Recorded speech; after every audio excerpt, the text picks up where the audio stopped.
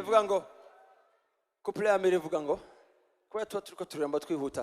bashaka musigarana amajambo gati ivuga ngo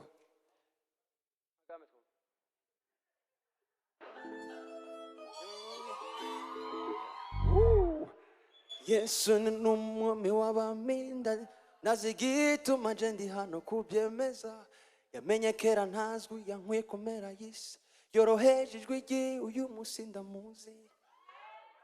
nimumfashe yemwe tumutambire bivugirizwe impundu induru zikigigwa kure abo yamenye kera ihanga ryiwe ryera semerera tuvuga impamvu turirimba mwabyumvise ko ushaka ko mumfasha ya kabiri ivuga ngo Yesu niwe muvugizi wacu nimba ari ku ruhande rwacu mbega uwo tugwanya ninde kuko menye neza ntakekeranya watabakuru ntabubasha mu isi no mu ijuru ntamaganya ntaguhamwa canke inkota byo dutandukanya n'urukundo rwiwe muri we namenyeze ko mpariwe muri we anduri yonaniwe muri we amahoro muri we umunezero muri we je mfise umwidengemvyo niyo mpamvu ndiri niyo mpamvu ndamuri angishije maganya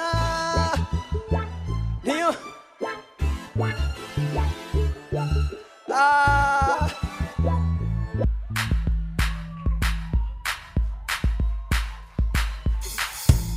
Gucha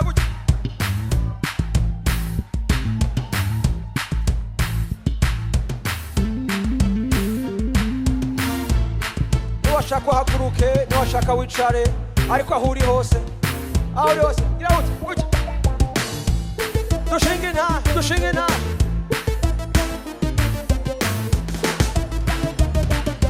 Yesu ni umwami w'abaminda sigituma je ndi hano kubyemeza yamenye kera ntazwi yankwiye kumera y'isi yoroheje ijwi rye uyu munsi ndamuzi nimufashe yemwe tumutambire bivugize impundu induru zikigigwa kure abo yamenye kera ihanga ryiwe ryera semerera tuvuga impamvu turirimba niyo mpamvu ndirimba niyo mpamvu ndamushima yakijije umutima wanje amaganya niyo mpamvu ndirimba niyo mpamvu ndamushima yahinduye amarira yanje amariba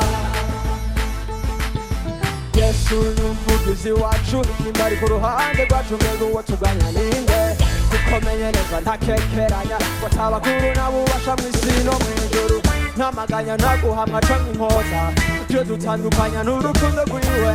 muri we namenyeshejwe ko mpariwe muri we anduri yonaniwe muri we amahoro muri we umunezero muri we je mfise umwidegemvyo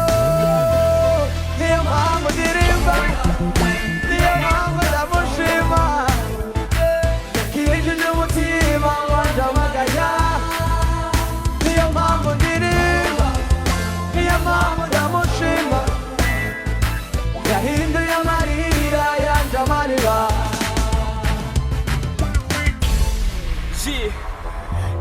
kama ni sifa za kweli zipo moyoni mbele yako sifuru kuti umenitoa shimoni wendo tala mita you shine like a sun wendo number one fan now I live new lifestyle nina sababu ya kucheka sababu umeniokoa shetani aliponitega mitego eti nitega wote wakinitega jia The Lord is my shepherd shall not be in want to make me lie down in green pastures He lead me beside quiet waters He restore my soul He got me in a path of righteousness for His name's sake